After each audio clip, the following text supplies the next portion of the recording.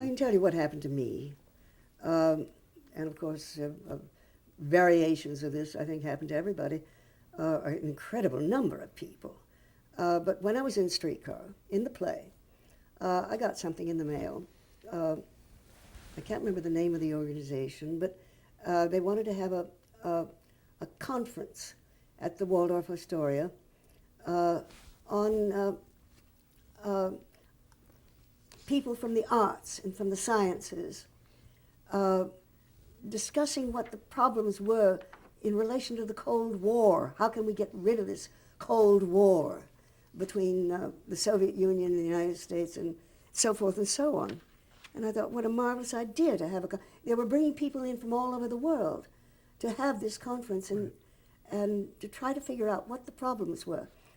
And I thought, what a marvelous idea. Of course I'll be a sponsor for this. I think there were 400 sponsors, and I was in good company, people like Albert Einstein, et cetera, et cetera.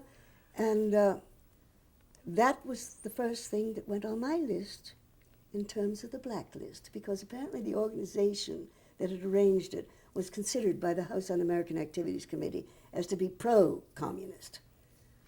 Right. Come on. Here's the World Peace Conference, but... Yes, a World Peace Conference.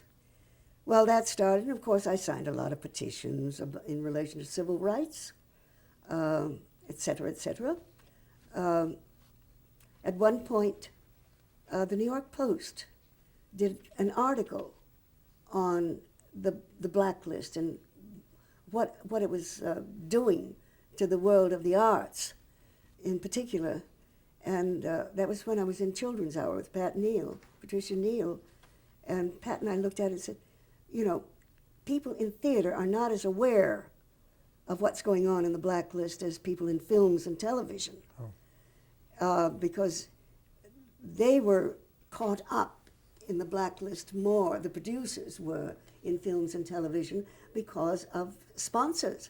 They needed money to back their shows, and they didn't want any of these sponsors to disappear on them because of the Blacklist.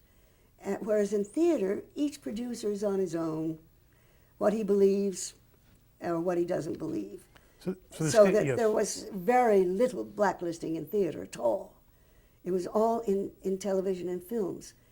And so Pat and I said, let's get copies made of this article in the Post and get it around to all the theaters so that they know what's going on. Of course, that immediately went on both our lists.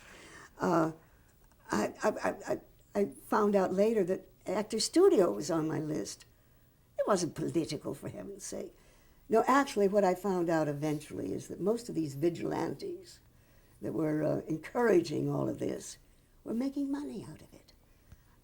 My press agent in California tried to communicate with a chap out there, and he got this letter from them saying, well, for $200, I'll tell you what her problems are.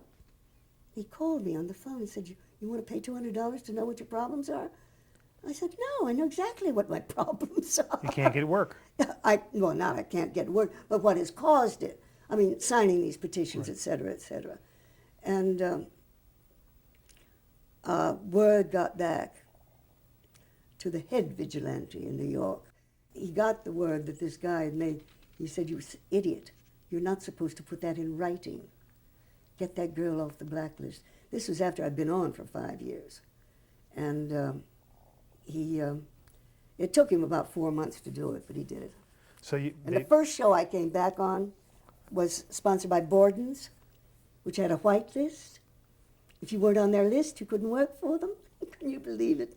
Oh, it was a crazy time. And white list having to do with not being the color of your skin, but no, of course, it meant people who were approved by political forces. Right. What was the red channels for, again, people who don't understand the Blacklist? What was that? Well, I don't know. I wasn't on red channels, but that didn't seem to matter a whit. Red channels was listing people that they felt were doing things or had done things or maybe belonged to the party, whether they had or not, to the Communist Party, that is, which is not illegal in this country. which was also absolutely insane. It was a terribly ugly, ugly, ugly period. And what was aware?